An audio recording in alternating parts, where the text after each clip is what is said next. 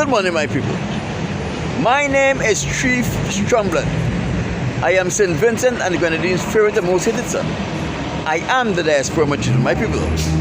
All in all, it has been another beautiful day for a protest, and I enjoyed every moment of my protest. Let me first remind you, the front of my sign says, I don't want the white man's money, the white man's woman, the white man's friendship, and or the white man's fame. And the reverse of my sign says, white man, why have you enslaved the African American?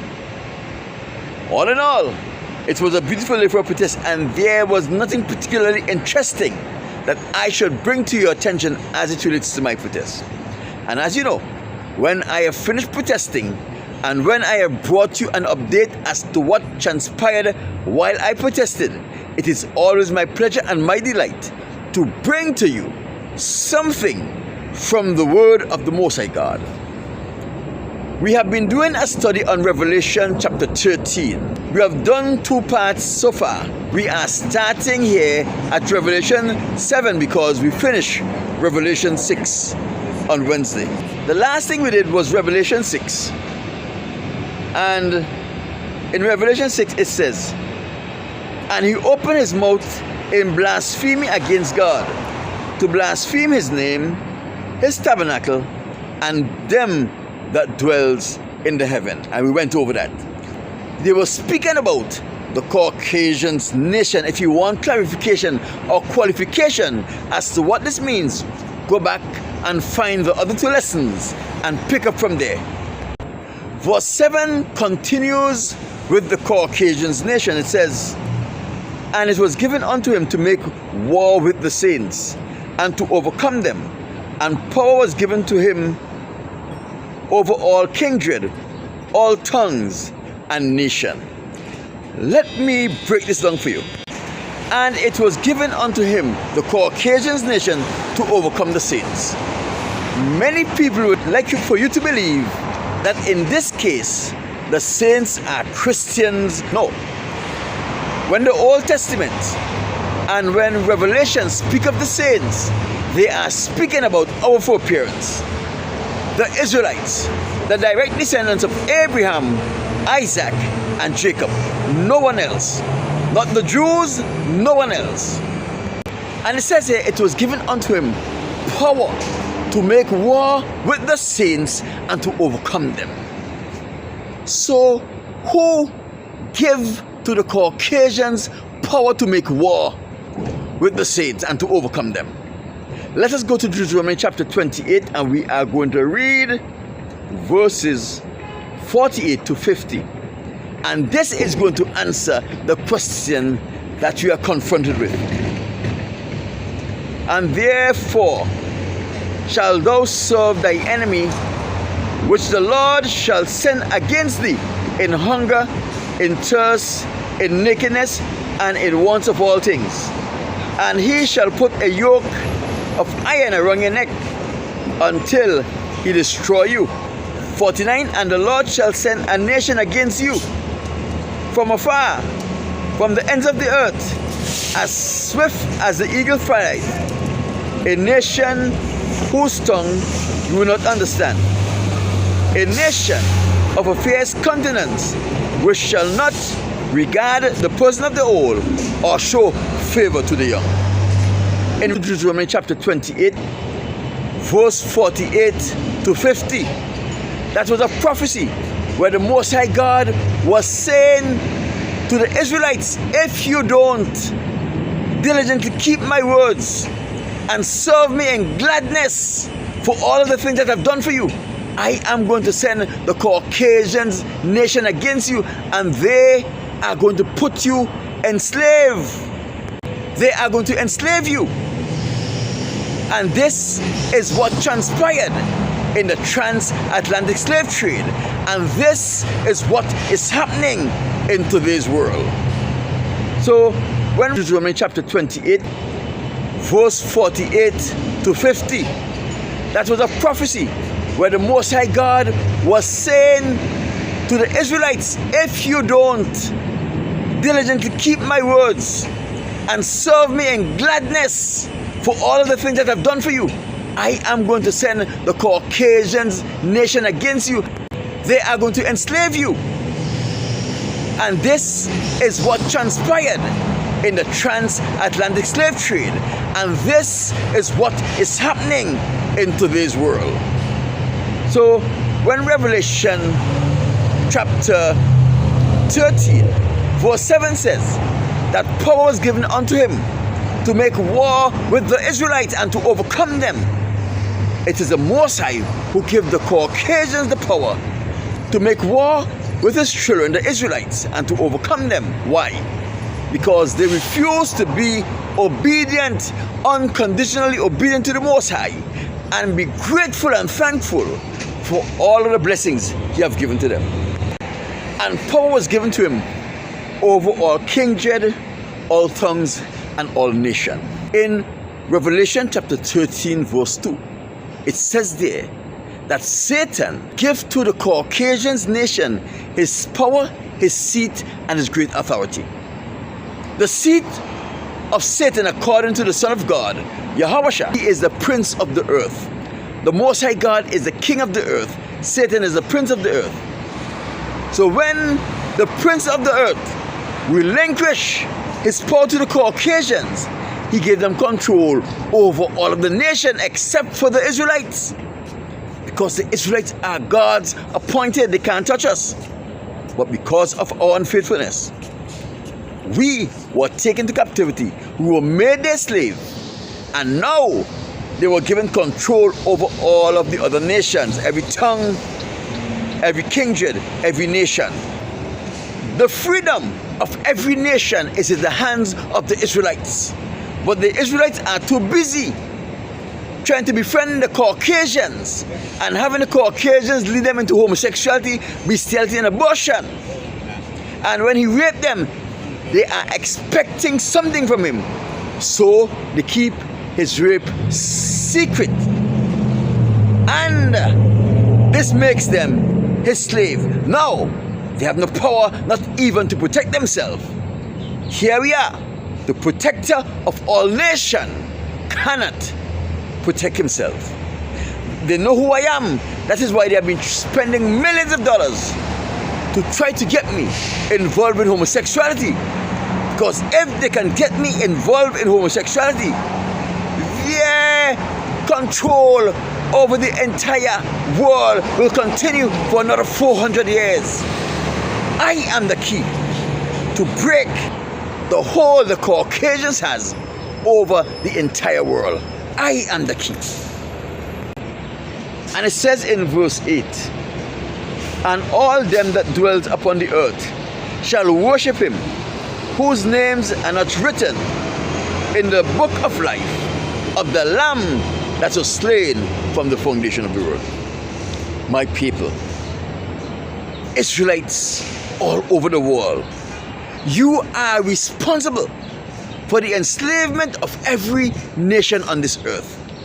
It is because of your disobedience to the Most High that is why every nation on the earth is worshiping the Caucasians and in fear of the Caucasians. My people, in this case, worship is not necessarily bow down and kneel and pray. Worship is fear of and showing reverence to because of your fear. Every nation worship the Caucasians because the Israelites have relinquished and forfeit their God-given responsibility to themselves, to their Most High, and to the other nation that inhabits this earth. Instead of hating those nations who the Most High hates, we want to love them, we want to be their friends. And now we have put ourselves in a situation. To Deuteronomy chapter 28 says, every nation that comes where you are will come up above you, and you will be beneath. They will lend to you, and you will not be able to lend to them. And that's because of our disobedience. Every nation prospers above us, but they depends on the Caucasians for this prosperity. The prosperity of the Israelites come from the Most High God, but yet we want to depend on the Caucasians for our prosperity. That is why I says clearly, I don't want the white man's money, the white man's woman, the white man's fame or his friendship. I am going to be prosperous, but my prosperity will come from the Most High God. The white man, Richard Ross, Ralph Gonsalves, no white person, Donald Trump, could stop my prosperity. It is right around the corner and they can't stop it. Verse 10 says, he that leadeth into captivity shall go into captivity. He that killeth with a sword must be killed with a sword. Here is the patience and the faith of the saints. The Most High God is speaking about the Caucasians here when he says, he who leadeth into captivity will go into captivity, and he that killeth with a sword must be killed with a sword. Where's the reference for this? Let me get to you.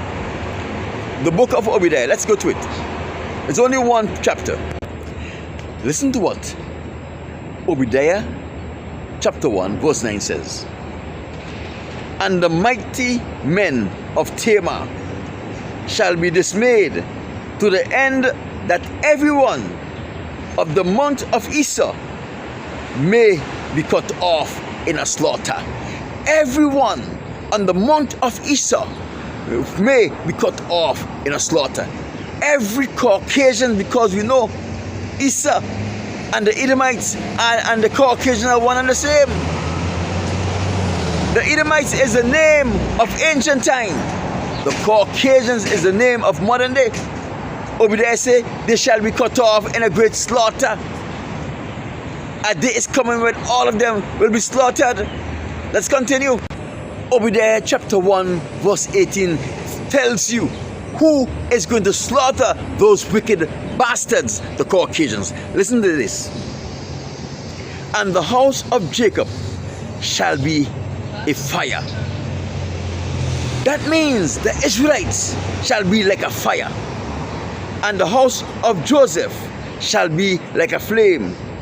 And the house of Esau, the Edomites, the Caucasians, for stubble, and they shall kindle against them and devour them, and there shall not be any remaining of the house of Esau, for the Lord thy God has spoken it. This is what it says there. The house of Jacob shall be like a fire, and the house of Joseph shall be like a flame, and the Caucasians are going to be like stubble, and the house of Jacob and the house of Joseph is going to consume them. So as we have the obligation and the responsibility from the Most High God to put a stopping to the evil of the Caucasians and to ensure that they never again are present to inflict evil upon the Israelites, upon the African, upon the Polynesians, upon the Indians, upon the Arabs, upon the Asians, upon the Arawakis. Never again, because the house of Jacob will be like a fire, and the house of Joseph will be like a flame, and the Caucasians will be like shrubs or stubble, and Jacob and Joseph is going to consume them and destroy them, wipe them off of the face of the earth. My people, that is why they're putting drugs in the black community. That is why they're trying to entice the Israelites into homosexuality. Because the Caucasians know when our men becomes their slave, we are no longer a threat to the end of their kingdom, the end of their reign, and the end of their evil. The end of the Caucasians nation is just around the corner. The Israelites is the only one that has the authority to put an end to the Caucasians nation. An Arab by the name of Bin Laden tried to put an end to the Caucasians nation by launching terrorist attack Bin Laden was taken out. Many more anti-white Arab groups came up. Why they have to come up? Because the Israelites are too busy trying to befriend their enemies, the Caucasians, while the Caucasians enslave them. We are too busy depending on the Caucasians for wealth, when the Most High God is the giver of the wealth for the Israelites. And while we depend on the Caucasians and the Caucasians enslave us, the Africans, the Asians, the Indians, the Arabs, the Polynesians, the Arawakis, and all of the other nations are suffering.